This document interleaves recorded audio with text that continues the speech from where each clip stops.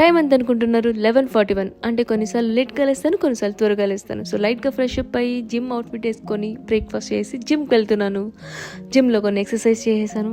అమ్మయ్య, ఈరోజు నా జుట్టు అంతా చాలా ఫ్రీజీ స్వెట్టీగా ఉంది. అర్జెంటుగా ఇంటికి వెళ్ళి హెడ్ బాత్ చేయాల్సిందే. సో నా హెయిర్కి నేను plum coconut milk and peptide shampoo use చేస్తాను. అలాగే హెయిర్ మాస్క్ కూడా plum coconut milk and peptide, ఎందుకంటే ఇది చాలా స్మూత్గా ఉంటుంది. ఇంకా దీంట్లో ఉన్న కోకోనట్ స్మెల్ అయితే సూపర్ ఉంటుంది తెలుసా.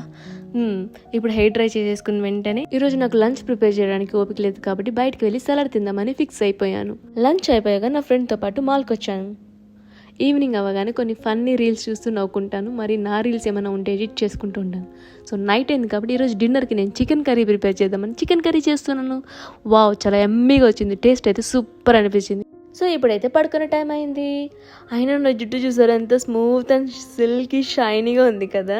ప్లమ్ చాలా బాగా వర్క్ చేసింది. Okay bye, good night.